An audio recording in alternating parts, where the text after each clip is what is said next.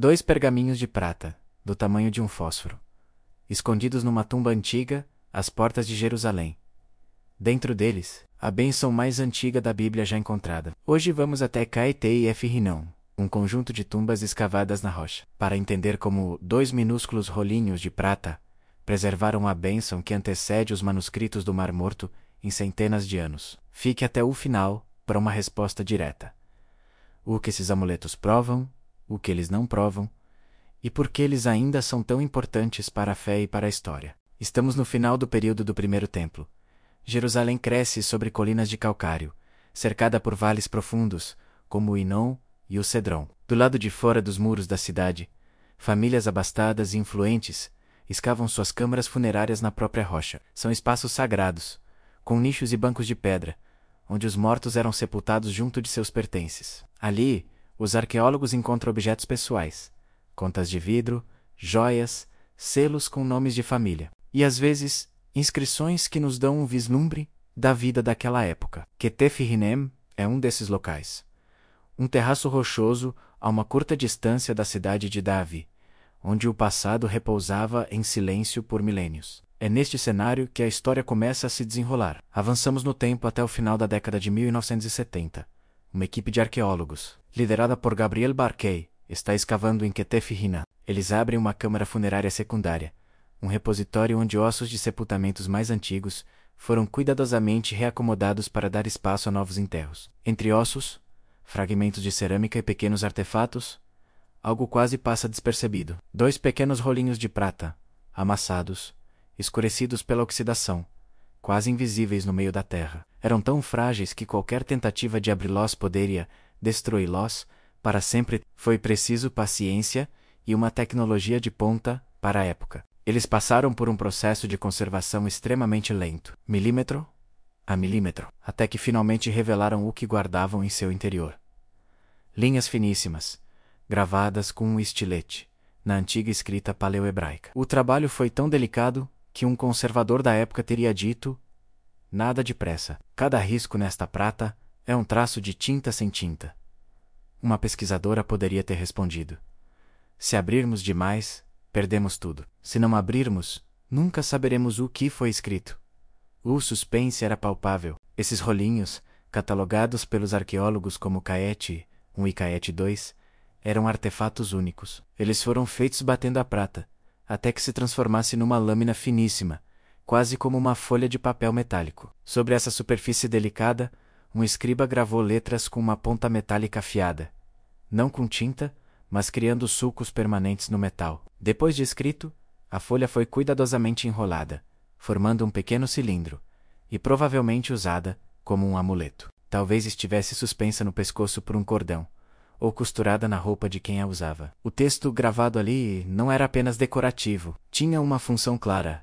Era Pere, o Teete e o Bio, eram palavras de poder e fé, para carregar no corpo. Como quem leva uma bênção guardada junto ao peito, um lembrete constante da proteção divina em um mundo cheio de incertezas. Quando os cientistas finalmente conseguiram decifrar as letras gravadas, um eco familiar e poderoso ressoou através dos séculos. A bênção sacerdotal. Sim, aquela mesma bênção que conhecemos do livro de Números, capítulo 6, versículos 24 a 26. Uma oração sobre proteção, graça e paz, invocando diretamente o nome do Senhor. O tetragrama sagrado. É importante notar que as linhas nos rolinhos não são uma cópia exata do texto que temos hoje. São uma versão antiga, com algumas variações ortográficas e de formulação típicas do período em que foram escritas. Mas a essência, o coração da bênção, é inconfundível. O Senhor te abençoe e te guarde. O Senhor faça resplandecer o seu rosto sobre ti e tenha misericórdia de ti. O Senhor sobre ti levante o seu rosto e te dê paz.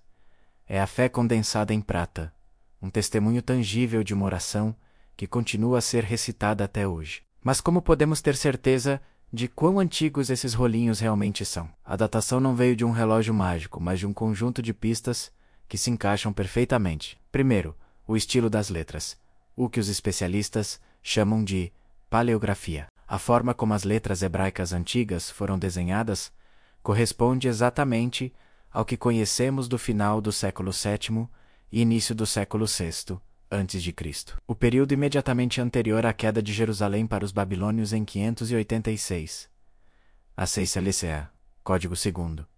O contexto arqueológico. Os rolinhos foram encontrados em uma tumba junto com cerâmicas e outros artefatos que são consistentemente datados desse mesmo horizonte temporal. A combinação dessas evidências levou a uma conclusão impressionante. Esses rolinhos antecedem os famosos manuscritos do Mar Morto em cerca de 4 séculos.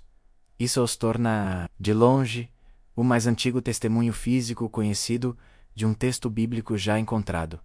Por que essa descoberta é tão importante? Ela muda a nossa compreensão da história, da teologia e da transmissão do texto bíblico. Em primeiro lugar, porque mostra que passagens bíblicas, como a bênção sacerdotal, circulavam fora dos círculos do templo, no cotidiano das pessoas. Elas eram usadas como bênçãos memorizadas e portáteis, parte da piedade popular. Em segundo lugar, porque registra o nome divino e uma fórmula litúrgica em uso real, em um objeto pessoal, e não apenas em um manuscrito idealizado guardado por sacerdotes. Em terceiro lugar, porque sugere a existência de uma tradição textual já estabelecida e estável muito antes do que se pensava, o que empurra para trás a história da transmissão de partes do texto bíblico. Isso não é apenas uma curiosidade arqueológica, é uma janela rara para a vida religiosa de Jerusalém, às vésperas de um dos eventos mais traumáticos de sua história, o exílio babilônico. No entanto, é crucial manter a perspectiva e entender o que esses rolinhos não são. Eles não provam a autoria mosaica do livro de Números